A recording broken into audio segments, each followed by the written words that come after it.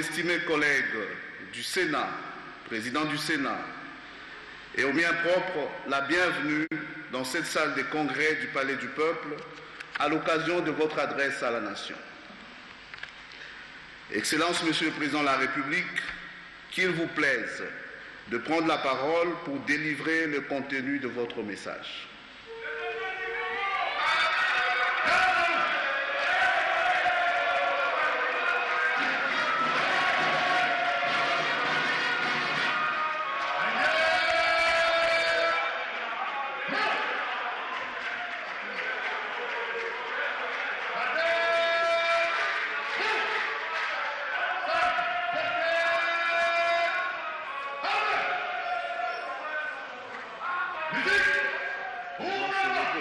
On doit se lever pour...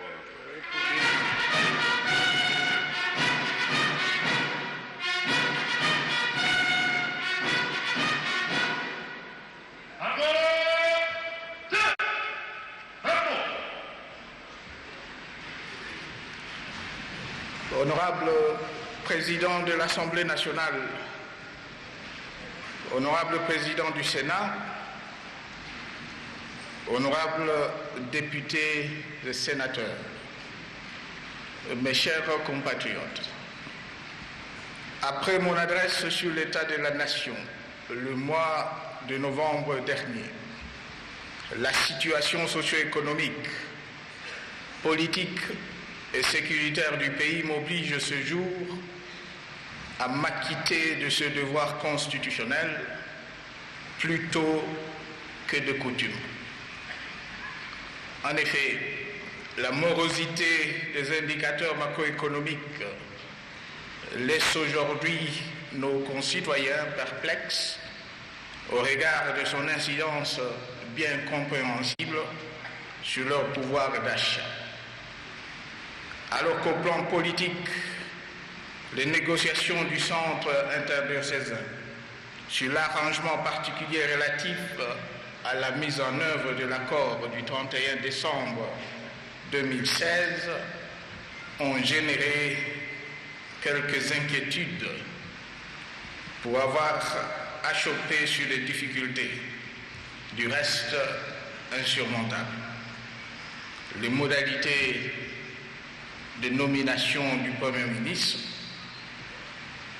et la désignation d'une nouvelle personnalité à la tête du Conseil national de suivi des accords, CNSA en sigle. Aussi, les dernières évolutions dans le Kasaï central et ses environs sont-elles restées marquées au plan sécuritaire par les actes de barbarie inacceptables et condamnables, dont la profanation et le saccage de nombreux édifices religieux, le viol et la décapitation de nombreuses femmes, d'une centaine d'éléments de nos forces de police et de l'armée, ainsi que celles de plusieurs civils et 2 experts des Nations Unies. En leur mémoire et en celle de tous les fils et filles de ce pays qui nous ont quittés en ce début d'année 2017, sous le drapeau ou de mort naturelle, dont le président de l'UDPS, M. Étienne Tshisekedi Wamulumba, je vous invite à observer 1 minute de silence.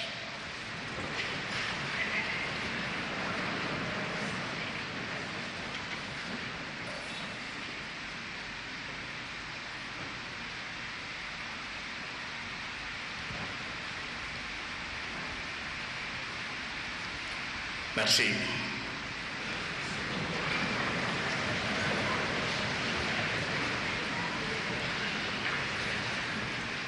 Honorable Président de l'Assemblée nationale, Honorable Président du Sénat, Honorables députés et sénateurs,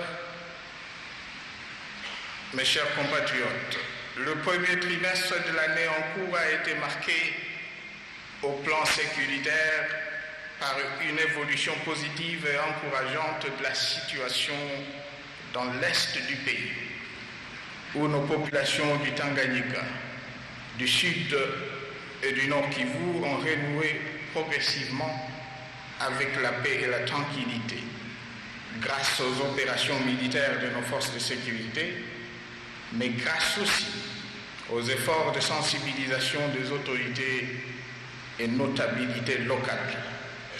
Ces actions doivent se poursuivre pour atteindre l'objectif d'une paix durable.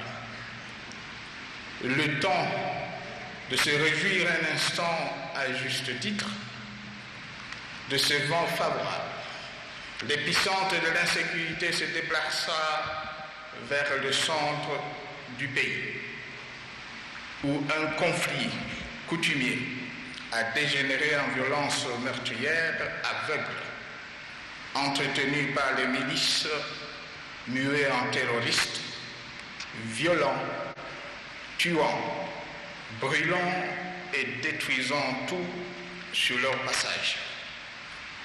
Il s'agit là, vous vous en doutez, d'une situation aujourd'hui au cœur de nos profondes préoccupations.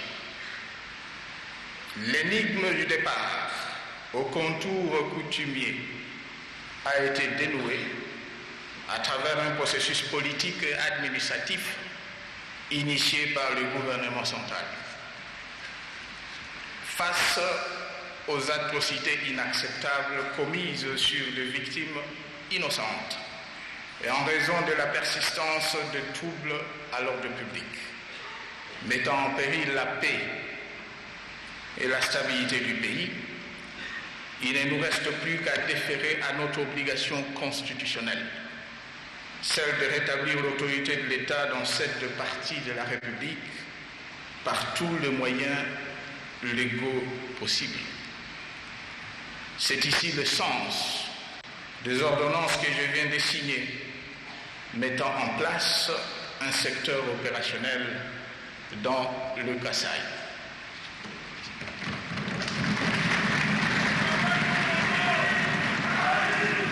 En même temps, des instructions ont été données au gouvernement central de manière à intensifier sa présence accrue dans les provinces touchées, à travers les ministres ayant en charge l'intérieur et les affaires coutumières, en vue de la poursuite du règlement politique et administratif de nombreux conflits coutumiers signalés çà et là, et ce avec l'aide de l'Association nationale des autorités traditionnelles du Congo. Il est clair que les responsables présumés de toutes les exactions et crimes graves sur les civils, dont à ce jour 7 militaires des forces armées, déjà aux arrêts, répondront de leurs actes devant la justice. De la même façon, les crimes commis sur les milices par les miliciens, sur les paisibles citoyens, les agents de l'ordre et ceux des Nations Unies ne resteront pas impunis.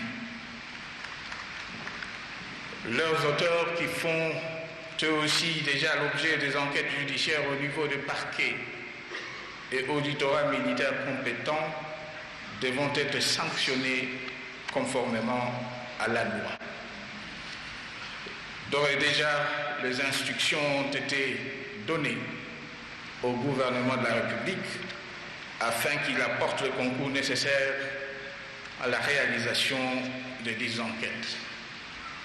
En attendant, je lance un appel au calme dans le Kasaï central et j'invite les quelques jeunes entraînés dans des aventures sans lendemain, aux conséquences dévastatrices pour nos populations de provinces affectées, à déposer les armes et à cesser leurs actions criminelles. Honorable Président de l'Assemblée nationale, honorable président du Sénat, honorables députés et sénateurs, je me fais le devoir de rappeler, une fois de plus, la fragilité des fondamentaux de notre tissu économique, tourné essentiellement vers le secteur tertiaire, et marqué d'une part par l'importation de biens de première nécessité consommés par les Congolais et que nous ne produisons pas, et d'autre part par l'exportation de matières premières vers les pays industrialisés, source de nos principales recettes budgétaires, mais dont la fixation de cours échappe à notre contrôle. Il va sans dire que tant que nous ne changerons pas ce paradigme, dont notre économie restera fragile et fera continuellement les frais des surbaussauts de la conjoncture économique internationale. Dans le même ordre d'idées, tant que notre système fiscal sera écrasant, discriminatoire et truffé d'une parafiscalité lourde, le climat des affaires ne sera pas propice à l'investissement productif ni civisme fiscal. Aujourd'hui, nous avons pris la mesure du défi. Il nous faut agir sans plus attendre. En plus des investissements publics légitimes, l'option est donc définitivement levée de promouvoir le soutien au secteur privé productif à travers particulièrement l'appui direct aux petites et moyennes industries et aux petites et moyennes entreprises, spécialement celles engagées dans l'agro-industrie, inscrivant leurs activités dans le cadre de chaînes de valeur. Il nous faut en effet produire ce que nous consommons, comme j'ai eu déjà à le dire, conférer de la valeur ajoutée à nos produits destinés non seulement à la consommation domestique, mais aussi à l'exportation en vue de les rendre plus compétitifs. Notre pays ne saurait plus indéfiniment être ce grand marché offrant l'opportunité d'affaires et d'emploi au peuple de pays tiers au détriment de sa propre population et de son économie.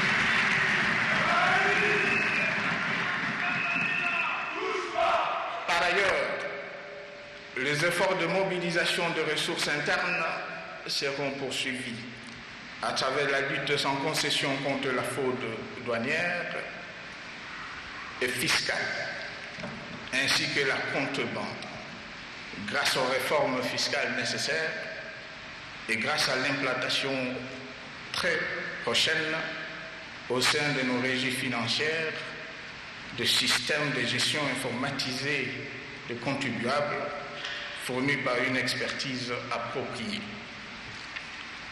C'est ici le lieu pour moi d'insister sur l'impérieuse nécessité pour le gouvernement de la République, l'Assemblée nationale et le Sénat de prendre des dispositions utiles en vue de l'adoption dans le plus bref délai et pendant la session en cours d'une nouvelle loi sur la fiscalité, de seul sur le partenariat public-privé, sans omettre la finalisation de la loi portant révision de certaines dispositions du Code minier, en sursis depuis plusieurs mois devant les deux chambres. Le gouvernement pourra ainsi disposer des outils solides pour stabiliser de manière pérenne et structurelle la situation économique en cours avant d'inverser définitivement la tendance préoccupante actuelle. l'amélioration de la situation sociale de nos populations en dépend.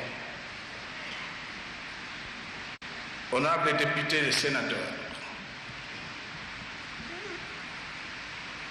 je voudrais rappeler à la jeunesse de notre pays que la mise en œuvre effective de politiques appropriées promises en novembre dernier en vue de sa réinsertion socio-économique a démarré. La promotion de l'entrepreneuriat local à travers les mesures subventionnées de soutien au secteur privé ainsi que l'entrée en vigueur de la loi sur la sous-traitance aux PME et PMI locales constituent aujourd'hui des opportunités à saisir. Parallèlement à ces efforts qui créeront plusieurs milliers d'emplois, les entreprises du portefeuille de l'État ont été instruites de privilégier, dans le cadre de leur plan de redressement, la résorption du chômage des jeunes.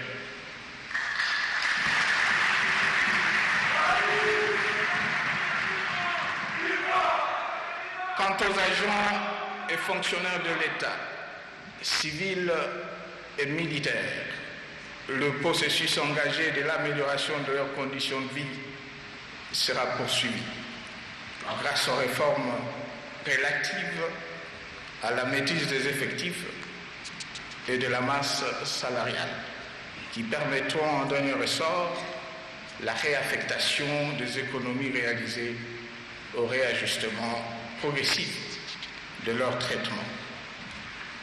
Honorable Président de l'Assemblée nationale, Honorable Président du Sénat, honorables députés et sénateurs, conformément à ce qui est devenu une tradition politique dans notre pays, j'ai levé l'option depuis 2015 d'engager la classe politique et sociale de notre pays dans un dialogue afin de dégager le consensus indispensable à l'organisation du troisième cycle électoral apaisé. Cette initiative faisait suite du reste aux efforts entrepris dans le même sens en 2012, lorsqu'à la recherche du consensus national, en vue de défendre la patrie contre le pseudo-rébellion, j'avais convoqué les concertations nationales, ayant permis de renforcer notre cohésion en tant que nation et de soutenir d'une seule voix notre armée engagée dans les opérations de défense de la patrie. Dans le même ordre d'idées, une fois de plus, la recherche du consensus m'a inspiré dans la convocation en novembre 2015 du dialogue politique national inclusif tenu sous la facilitation internationale de l'Union africaine. Ce forum, précédé lui-même du pré-dialogue entre la majorité et l'UDPS, tenu dans plusieurs villes européennes, débouchera à la Cité de l'Union africaine sur l'accord du 18 octobre 2006 entre l'opposition politique, la société civile et la majorité. Quoique cet accord ait jeté de bases solides à nos attentes, j'avais résolu de déférer à l'impératif de l'inclusivité en vue d'un plus large consensus de parties prenantes au processus électoral, en confiant à la Conférence épiscopale nationale du Congo une mission de bons offices auprès du rassemblement de l'opposition. C'est ici le lieu de rendre hommage aux évêques de l'Église catholique pour l'excellent travail abattu et ont donné lieu à l'accord du 31 décembre dernier et à certains points de convergence sur des modalités de mise en œuvre du dit accord. Hélas, en dépit de leurs efforts louables ayant permis l'atteinte de plus de 90% des résultats escomptés, les parties prenantes n'ont pu dégager de consensus sur 2 points, concernant respectivement la désignation du Premier ministre et celle du président du Conseil national de suivi de l'accord, tel que renseigné dans le rapport final de médiation mais transmis en date du 28 mars dernier. Honorable Président de l'Assemblée nationale, Honorable Président du Sénat, Honorables députés et sénateurs,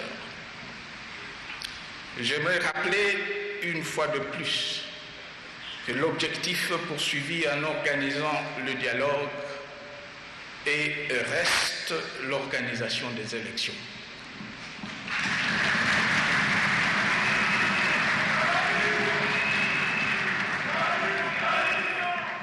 Je félicite pour cela notre centrale électorale qui, dans des conditions extrêmement difficiles, a abattu un travail remarquable et ont permis à ce jour de dépasser la barre de 21 500 000 électeurs enrôlés, avec essentiellement le financement propre du gouvernement de la République, évalué à ce jour à 320 millions de dollars. Je voudrais annoncer solennellement à notre peuple que des élections auront bel et bien lieu.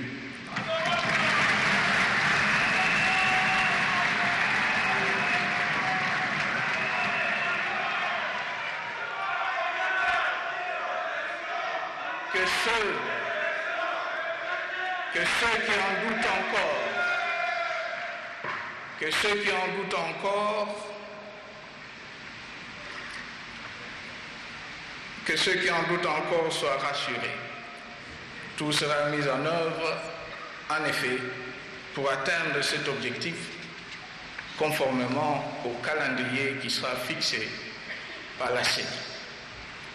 L'accord du 18 octobre, comme celui du 31 décembre 2016, ayant dégagé le consensus, jadis recherché sur la problématique de séquence des élections et du fichier électoral, aussitôt celui-ci constitué et la répartition des sièges déterminée par une loi qui sera adoptée par les 2 chambres, plus rien ne devra empêcher la convocation du scrutin.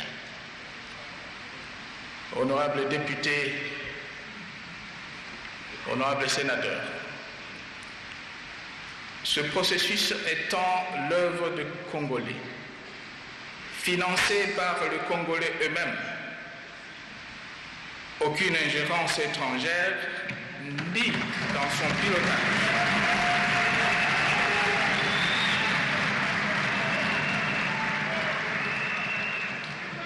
Aucune ingérence étrangère, ni dans son pilotage, moins encore dans son déroulement, ne sera tolérée.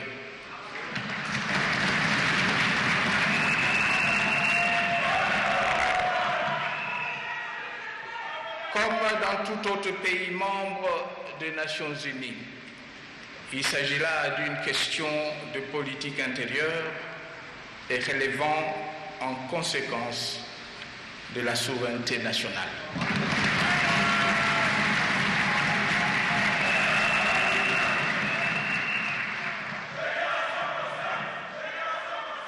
Et notre devoir, c'est bien celui de défendre justement l'indépendance et la souveraineté nationale.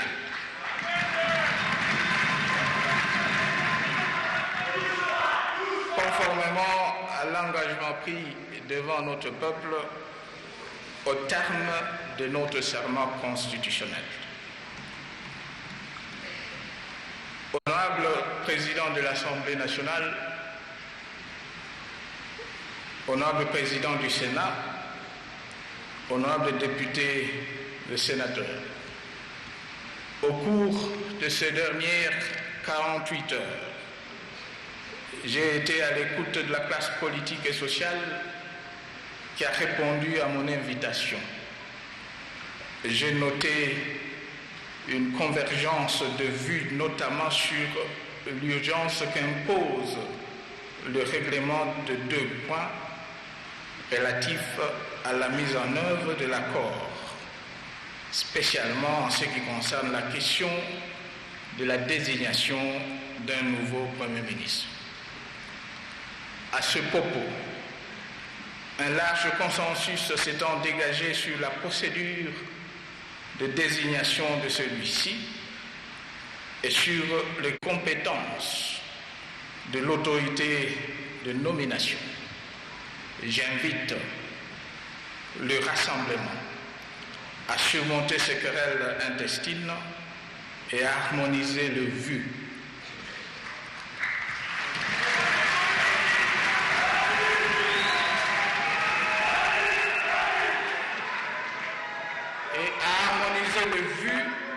Sur la liste des candidats Premier ministre ayant le profil requis et convenu comme souhaité depuis plusieurs mois. Et ceci en vue d'accélérer le processus de formation du nouveau gouvernement d'union nationale. Comme relevé dans mon message de novembre 2016, et tenant compte du fait que le pays ne doit plus être l'otage d'intérêts personnels et des luttes de positionnement des acteurs politiques,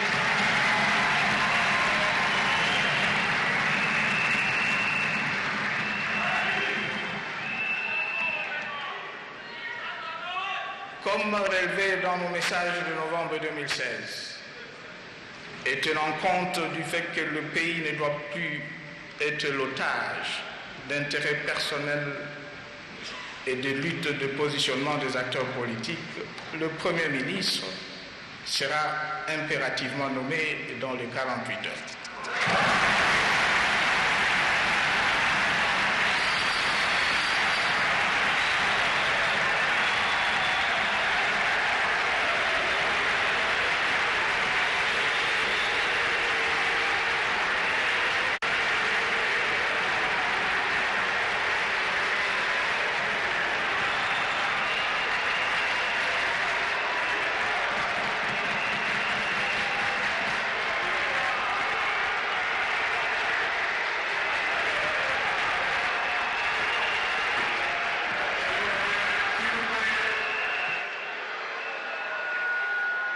S'il vous plaît.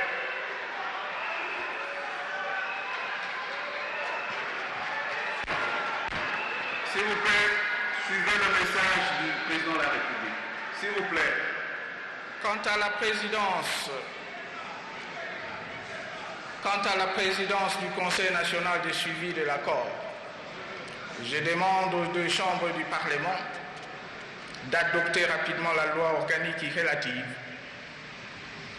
en même temps que j'en appelle à l'accélération des tractations au sein de la classe politique en vue de la désignation dans la foulée, dès l'entrée en fonction du nouveau gouvernement, d'une personnalité consensuelle devant présider cette structure.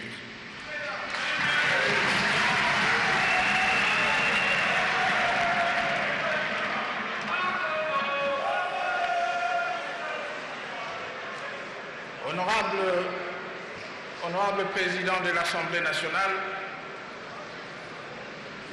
Honorable Président du Sénat, honorables députés et sénateurs, mes chers compatriotes, comme par le passé, La République démocratique du Congo n'a pas vocation à sombrer, mais plutôt à émerger. Ces difficultés conjoncturelles étant bien cernées, elles sont en voie de trouver des réponses appropriées. Je suis convaincu que grâce à l'engagement de tous, opposition, société civile et majorité, et surtout grâce à l'appui de notre peuple, nous saurons surmonter les défis qui se présentent à nous. Et notre beau pays survivra aux prédictions apocalyptiques et malveillantes de ses détracteurs.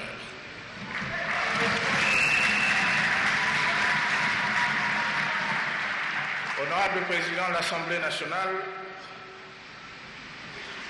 Honorable Président du Sénat, Mesdames et Messieurs, que Dieu bénisse notre pays. Je vous remercie.